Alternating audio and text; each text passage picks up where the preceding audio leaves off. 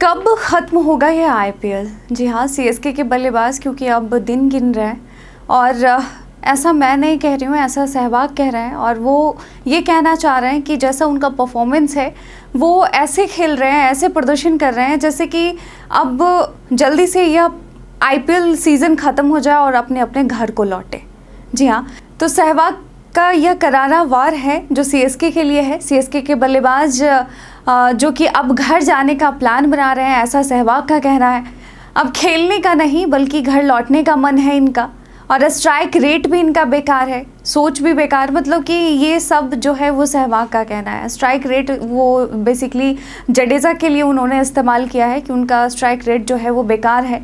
तो आईपीएल 2025 में Chennai super Kings की हालत हर गुजरते मैच के साथ बिगड़ती जा रही है। सनराइजर्स हैदराबाद के हाथों हाल ही में पिछले मैच में मिली हार के बाद टीम पर सवालों की बौछार शुरू हो गई है। सबसे तीखी प्रतिक्रिया दी है भारत के पूर्व विस्फोटक ओपनर बल्लेबाज वीरेंद्र सहवाग ने। सहवाग ने न सिर्फ रविंद्र जडेजा को आड़े हाथों लिया बल्कि पूरी सीएसके टीम की सोच पर ही सवाल खड़े कर दिए हैं। सहवाग ने क्रिकबज़ से बातचीत करते हुए कहा कि इस मैच में नंबर 4 पर बल्लेबाजी करते हुए जडेजा ने 17 गेंदों में सिर्फ 21 रन बनाए। पूरे सीजन में भी जडेजा का प्रदर्शन कुछ खास नहीं रहा है। उन्होंने अब तक 9 मैचों में कुल 166 रन बनाए हैं और उनका स्ट्राइक रेट महज 125। T20 में जब तक 200 के स्ट्राइक रेट से ना खेलो, 150 प्लस स्ट्राइक रेट ना हो, तब तक मज़ा नहीं आता है। सहवाग ने कहा, मैं तो पहले ही कह रहा था कि मुझे तो टूर्नामेंट के बीच में ही घर लौटने का मन कर रहा था। लगता है कि चेन्नई के बल्लेबाज भी अब यही सोच रहे हैं। ऐसा लग रहा है जैसे वो सोच रहे हो कि कब टूर्नामेंट ख़त्म हो और कब घर लौट जाए। कम से कम किसी एक बल्लेबाज को तो जिम्मेदारी लेनी चाहिए थी। और ये बात पोस्ट मैच प्रेजेंटेशन में धोनी ने भी कही थी कि अब हर खिलाड़ी का फॉर्म ख़राब है, हर खिलाड़ी अच्छा नहीं खेल रहा है, तो टीम का क्या होगा। और ऐसे क्रिकेट नहीं खेला जाता है। एक का फॉर्म ख़राब हो तो उसे संभाला जा सकता है, लेकिन हर कोई ऐसा ही परफॉर्म करेगा तो कैसे काम चलेगा। तो सहवाग ने कहा कि जडेजा का स्ट्राइक रेट बेकार है, लेकिन कम से कम उसे 15वें या 18वें ओवर तक टिके रहना चाहिए था ताकि बाकी बल्लेबाज उनके इर्द गिर्द खेल सकें। इसके अलावा सहवाग ने चेन्नई की बल्लेबाजी क्रम पर भी सवाल उठाए। उन्होंने खासतौर पर सैम करन को नंबर 3 पर भेजने के फैसले को गलत बताया है। सहवाग का मानना था कि इस स्थान पर दक्षिण अफ्रीकी युवा बल्लेबाज डेवाल्ट ब्रेविस को भेजना चाहिए था।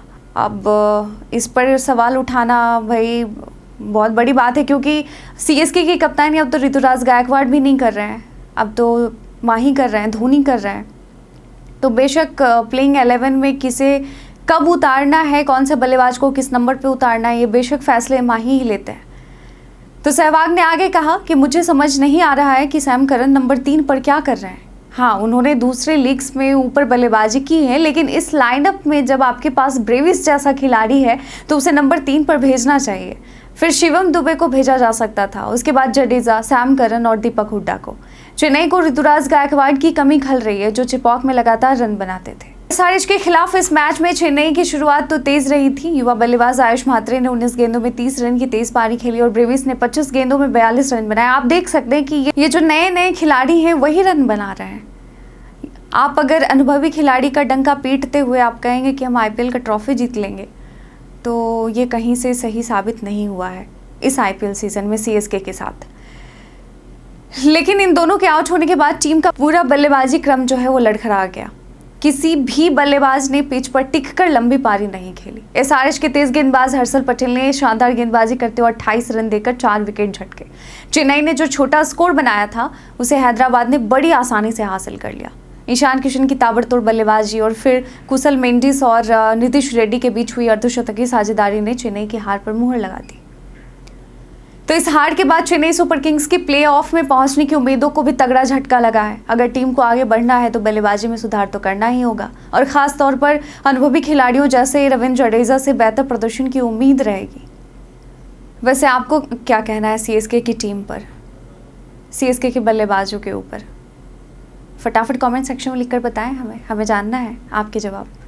आज के वीडियो में बस इतना ही। धन्यवाद।